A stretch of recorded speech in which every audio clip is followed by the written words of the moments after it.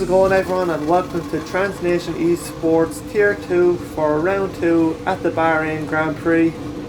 The first round in Australia, I didn't make a video of it because I didn't have time, so I was after doing this race, so I decided to skip Australia and go straight to this one.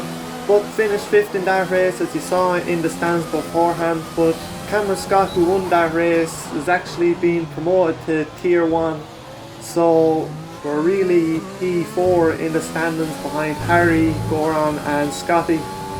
But back to this race now, going out for qualifying, and I go out first on the soft tyres, but you can see here I purposely go off the track and invalidate because I just wanted to see what my pace is like and get a delta time, because I wanted to try and qualify on the mediums. As you can see now, on my first lap on the mediums through the start of sector 2, I just lose the back end, spin off and hit the barrier. Luckily only breaking the front wing, because looking at that, it could have been very easily a wheel coming off the car and that would have been qualifying over and starting at the back.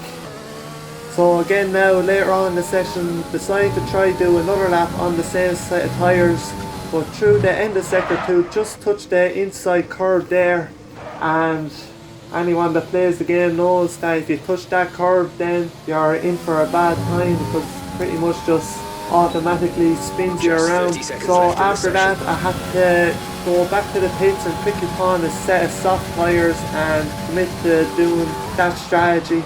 So starting that lap now, I'll let you watch it.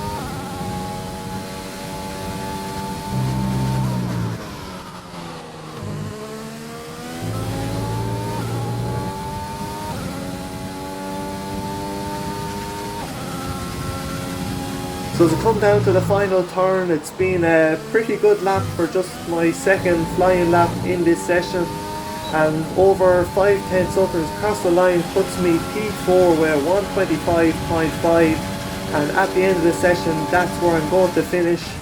Kyle takes pole position with a very good lap with 125.0, with Harry and Thierry round out the top 3 for the Red Bulls, and then my teammate Joe just behind me in P6. But as we go to the race then, just selecting my strategy. See here, going to try and do a one stop soft to hards. The game won't let me select that, but it's what I'm going to try and do anyway. The tyre wear, hopefully it won't be too bad, but we'll have to wait and see. But as we go to the 5 red lights then, ahead of round 2 here in Bahrain, the lights go out and I get a very good start. We're already beside Terry, and into turn 1 we're beside Harry, but into the braking zone I have the inside line, which isn't ideal, make a lot of contact with Harry, and Terry with the outside line managed to get back past the two of us. So in the opening few turns we managed to hold position in P4. We were coming under a bit of pressure behind from the Renault and our teammate Joe, but look, we managed to hold position for the moment. As into sector 2 now, just going to try and catch up with the cars ahead, and hopefully by the time we get to lap 3 we're still in the DRS zone. As on to lap 3 then, DRS is enabled, and as you can see, just about within a second off Harry ahead. As into the first few turns on the exit, you can see that do have the DRS, so that's going to help now. Just stay with the train of cars on the end of lap 4 then, still well within, and you can see Joe has managed to stay within my DRS as well, and the top 5 have really pulled away from P6 behind us.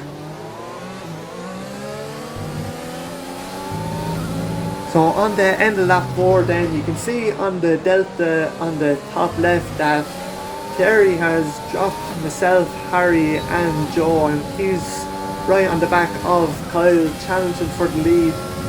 So at the moment I was just trying to stay behind Harry, save my ERS and try and save some tyres. But on to lap 6 now, ending the first sector into the second sector, and the safety car is called out as Nisi retires a bit further back, and this wasn't too good for me, I don't think, because I was planning to pit on the next lap on lap 7 and try and get an undercut on Harry, because I thought he was going to pit a bit later, but now everyone is going to pit. Unfortunately for Harry, he had to stay out because his teammate Thierry was pitting, and so did my teammate Joe. And in hindsight, I think both of them probably should have hit and double stacked. Joe said this to me after the race. As you can see there now, Harry is pitting, but Joe decides to stay out. But they both probably would have lost less time by double stacking than Harry staying out the extra lap and Joe staying out even longer.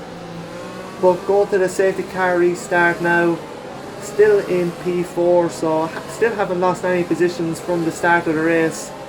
But out of the final turn now, trying to get a good launch and managed to get a pretty good exit. We're about half a second from Thierry ahead and got a bit of a gap behind.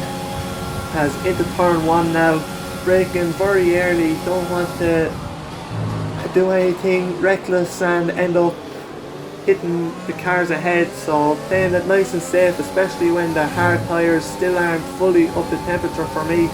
As you saw on the exit there, had a bit of a traction loss. As on to lap 10 now, you can see on the delta that Kyle has just got past Joe for the lead of the race, so he managed to hold on well for a few laps on the worn soft tyres, but at this stage the new hard tyres are much better than his old softs. And now for the next few laps he's actually going to hold up Thierry, and that will allow me to get close to him and hopefully maybe be able to challenge him. Onto the start lap 11 now, you can see Thierry going for a move down the inside. Joe has the inside for turn 2, but with the better tyres Thierry gets a better exit and is ahead on the run down into turn 4. And into turn 4 I go to the inside, Joe brakes early and lets me pass, so thanks to him for that. He didn't really have to do it, but teammates kind of have to help each other. As on to lap 13 now, we've just dropped out of the DRS zone of Thierry ahead, but luckily used a bit of ERS here and managed to get back within the seconds, so that could have been very bad for me dropping out of the DRS and would have lost a lot of time because Terra was much quicker than me in this race. But on the start of lap 14 we have another safety car, and if that had been called out literally just 5 or 10 seconds earlier, would have been perfect for me, because I would have been able to dive into the pits and pawn set of mediums and pretty much get sort of an undercut on the cars ahead. But you can see here Thierry very close to run into the back of the safety car there, so very lucky for him to avoid that.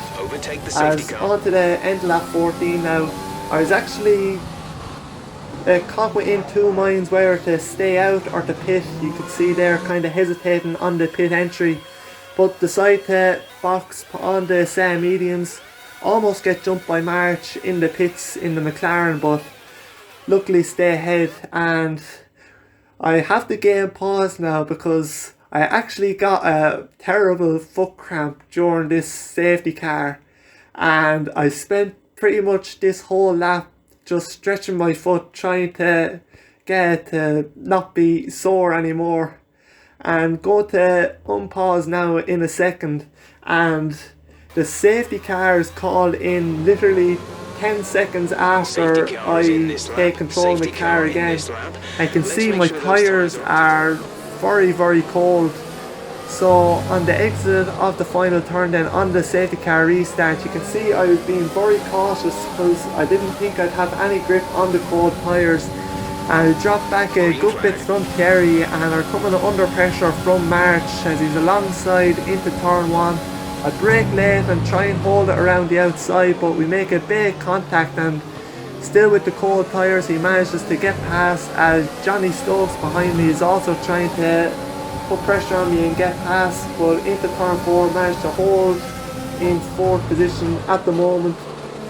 And yeah, not the greatest restart the safety car I've ever had, but on to lap 18 now, into the 3rd sector. You can see March has made a mistake there, went very wide into that corner and put me very within range to try and make a move here on the pitch straight, as through the final turn we get very close again and get a pretty good exit. And now I'm going to use up a lot of ERS to try and make this pass with DRS, as into turn 1, pull to the inside, brake a bit later than him and go a bit deep to make sure he can't go around the outside, and we move up into P3. But as I said, I used a lot of ERS for that overtake, and you can see on my MFD only around 20% remaining, and I think this might have been the moment where my race kind of changed for the worse, because I wasn't ever really able to regain that ERS back, because I had nobody ahead of me to try and stay in the slipstream with DRS. And yeah, towards the end of the race it could come back to bite me, not having it to be able to defend. And as you might have saw there, I think there was a bit of an incident between Johnny and Mark behind me after I made that overtake, and they both dropped back quite a bit. As on to lap 22 now, Tweesprong behind me in the Alphas caught up to it in about half a second, so now I'm going to be coming under pressure from him with the DRS, and as I said, not much I'll be able to do to defend with only around 15-20% ERS. As on to the next lap then, on lap 23, you can see on the top left how much the gap between myself and Tweesprong was closing, as into turn 1 he goes to the inside and I decide to pretty much let him go here. I wanted to try and stick behind him in the DRS and save my ERS to hopefully try and have an attack on him in the closing few laps of the race. But into turn 4 you can see there Harry wasn't making that very easy for me. Had to use more ERS to defend from the Red Bull driver into turn 4. And as we skip ahead then on to later in lap 23, we managed to stay in the DRS of the car ahead, but Harry is very close behind me and I only have less than 10% ERS and he has the DRS as well. As into turn 1 I go to the inside to try and defend, brake very late and nearly hit into the back of the Alfa Romeo and make a big contact with Harry as well, so wasn't very good for me there. And into turn 4 I kind of, well, Harry had the inside line, but I decided to kind of let him go there because I felt he probably would have got past me in turn 1, turn 2 if we hadn't made contact, so only seemed fair to me to pretty much give him the position sort of, or not fight it too hard. As on to the end of lap 25 now, still in the DRS of Harry and haven't been able to save much ERS really. As into turn 1 I decided I was going to try and make the pass here. Harry defends well to the inside, we make a big contact in turn 1 as he defends well, and on the exit of turn 3 I'm coming under pressure from Johnny Stokes behind. As into turn 4 brake late with the inside line and managed to stay ahead of the Ferrari in P5 for the moment anyway. And yeah, still haven't been able to save any ERS really, so I'm just going to keep probably coming under pressure from behind without being able to launch an attack on Harry ahead. As here on the start of lap 27 I again used a lot of ERS and wasn't really close enough to make a move on the Red Bull. So really wasn't great race management by me this race, using ERS when I shouldn't have.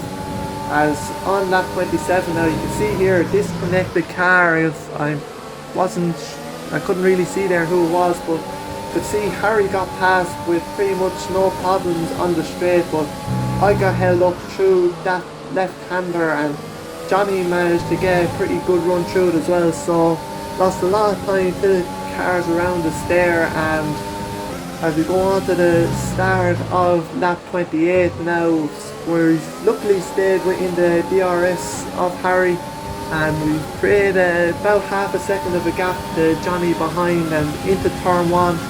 Not going to come under any pressure this time, but as I said at the start of the race, it's pretty much a constant theme of this race where out of the corners where I needed to be quick to try and get a run to attack, I just wasn't getting as good an exit as the cars I was fighting. But as we go on to the last lap now, we're still well within range to try and get a move on Harry, and Tweesprong isn't that much further up the road, so maybe if I hadn't tried to make a move one lap on Harry, we would have been closer and two of us could have been in the battle for a podium.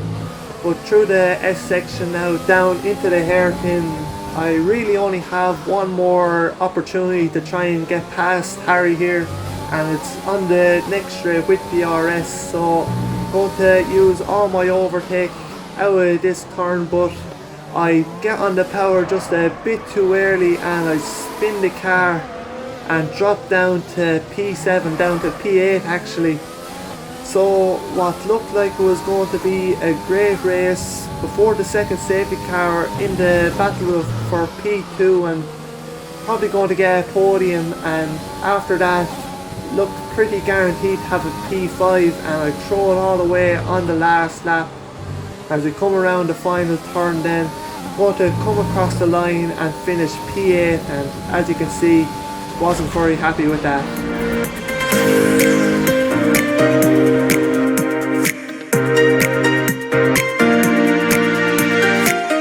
So Kyle takes the win just ahead of Thierry, with Tweesprong coming home in P3 ahead of Harry, Johnny, Joe in P6 ahead of Scotty, myself, Marge, and round out the top 10. And didn't get any penalties in that race, didn't even get a warning, so still some positives to take from that, but all in all really should have been a better result than what it was. But that's all for this one, and until the next race in China, thanks for watching, see you then.